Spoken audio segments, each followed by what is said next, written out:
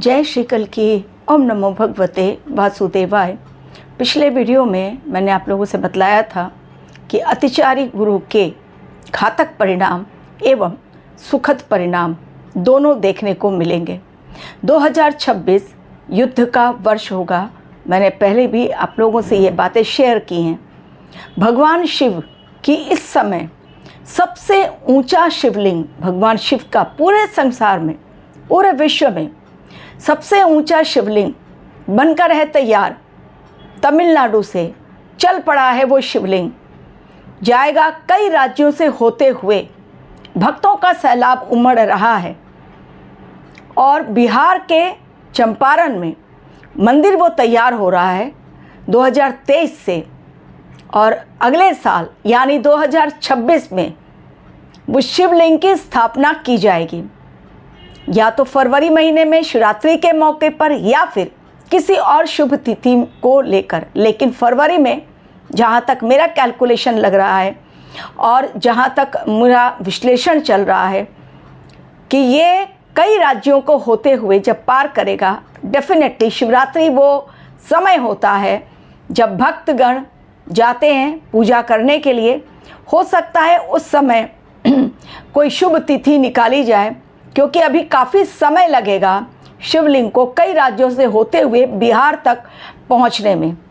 या अगर संक्रांत के बाद कोई शुभ तिथि निकलती है तो, लेकिन मैक्सिमम चांसेस जो लग रहे हैं मुझे वो फरवरी का लग रहा है। तो सबसे ऊंचा शिवलिंग, सबसे बड़ा शिवलिंग 33 फीट हाइट, करीब 3rd फ्लोर जितना हाइट है, और एक सिंगल पत्थर से बनाया गया वो शिवलिंग अद्भुत देखने में। लोग सोचिए कि किस प्रकार वहाँ पहुँचेंगे। जिस प्रकार अयोध्या का राम मंदिर जब बनकर तैयार हुआ, ऐसा लगा साक्षात राम जी मौजूद हैं। अपने परिवार के साथ लोगों का हुजूम निकल पड़ा देखने के लिए, दर्शन करने के लिए। इस बार भी 2026 में चूंकि युद्ध का वर्ष रहेगा, भगवान शिव पहले ही आकर पहुंच जा रहे हैं भारतवर्ष की धरती पर कि भाई ज़रूरत है भारत को बचाने की, क्योंकि दुश्मनों ने खोल दिया है अपना मोर्चा। षड्यंत्रकारी लगातार षड्यंत्र रचते चले जा रहे हैं। तो भगवान शिव समय समय पर संकेत देते जा रहे हैं।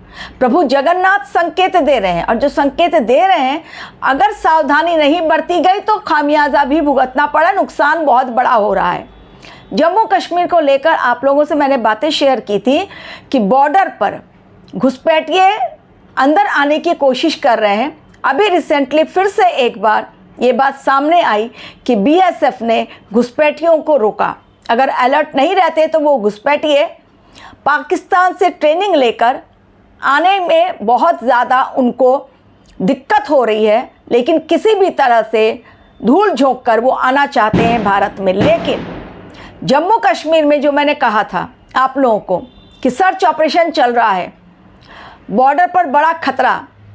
अब 12 दिसंबर को ही एक आतंकवादी ऐसा पकड़ा गया है जम्मू कश्मीर से ही, जिसके पास हथियार थे। हथियारों के साथ वो पकड़ा गया और उसने एक्सेप्ट किया कि वो पाकिस्तान से ट्रेनिंग लेकर आया है आतंकवादी हमले, आतंकवादी घटना को अंजाम देने के लिए भारत में। सोचिए क्यों ऑपरेशन सिंदूर में डिले हो रहा है। अब बात आप लोगों की समझ में आई, क्योंकि उधर होगा ऑपरेशन सिंदूर और इधर भारतवर्ष की धरती खून से लाल हो जाएगी।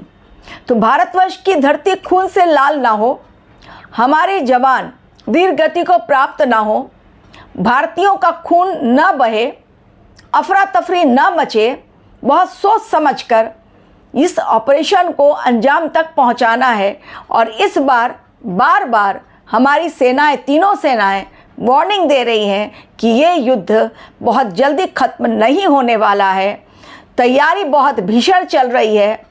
उधर मुनीर कोरी धमकी नहीं दे रहा है, वो जो गिदड़ धमकी दे रहा है, इसका मतलब वो आतंकियों की जो ट्रेनिंग कैंप चला रहा है, और जैश-ए मोहम्मद और लश्कर, उसके आतंकी ऑलरेडी हमारे यहाँ बहुत सारे हैं छिपे हुए, लेकिन वो पकड़े जा रहे हैं अब धीरे धीरे।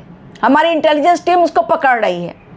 तो अब भगवान शिव देखिए किस प्रकार, ये समय देखिए 2023 से वो मंदिर बन रहा है, लेकिन भगवान शिव का सबसे ऊंचा शिवलिंग इस मंदिर में स्थापित होना, यानी कहीं ना कहीं भारतवर्ष पर 2026 में खतरा बहुत बड़ा मंडरा रहा है। 3 पॉइंट आज कवर करूंगी। एक, भगवान शिव का शिवलिंग, जो भगवान शिव साक्षात, यानी भारतवर्ष को ज़रूरत पड़ेगी क्योंकि मंगल की महादशा है। तो मंगल की महादशा में भारतवर्ष को युद्ध को करना ही पड़ेगा। केवल शांति की बात करने से आज नहीं सुनने वाले बाकी देश, बहुत सारे देश षड्यंत्र रच चुके हैं भारतवर्ष के खिलाफ। इसलिए इस समय देवी देवताओं की मूर्तियां जो तोड़ी जा रही है बंगाल में, बांग्लादेश में, पाकिस्तान में, अब ये समय है कि हेल्प चाहिए ही चाहिए। इंसान अकेले कुछ नहीं कर पाएगा और भारत को चूंकि बनना है विश्व गुरु, इसलिए भगवान का आशीर्वाद हमारे साथ। और जहाँ भगवान शिव हो फिर कोई आंख दिखला ही नहीं सकता, और आंख दिखलाने की कोशिश करेगा तो वो खत्म हो जाएगा।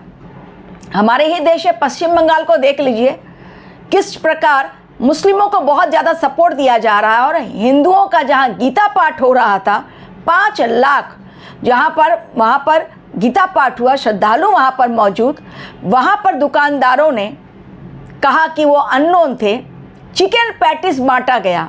और जब उनको पीटा गया तो जो पीटने वाले थे, क्योंकि उनको सम्मानित किया गया, उनको बाद में ममता बनर्जी ने जेल के अंदर भेजा।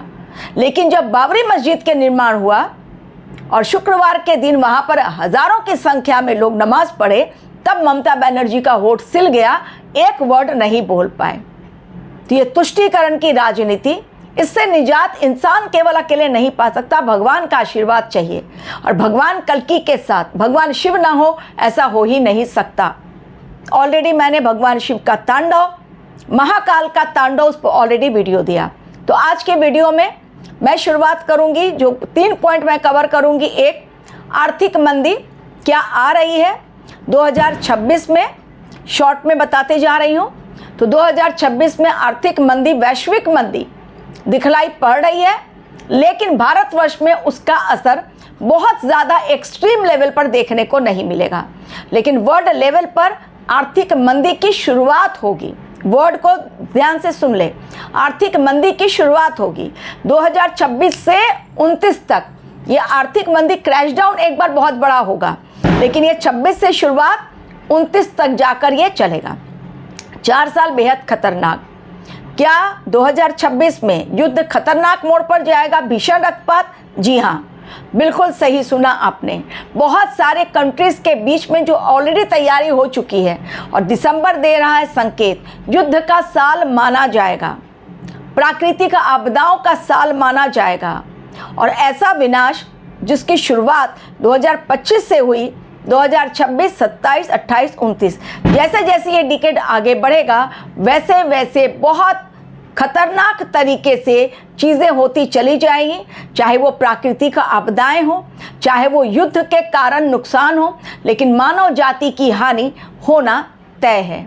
आप देख रहे हैं किस प्रकार से आग की घटनाएं लगातार बढ़ती चली जा रही हैं, कंट्रोल नहीं किया जा सक रहा है, इंसान के हाथ पांव फूल रहे हैं, फायर ब्रिगेड भी गाड़ियां पहुंच रही हैं, लेकिन नहीं कर पा रहे हैं कंट्रोल।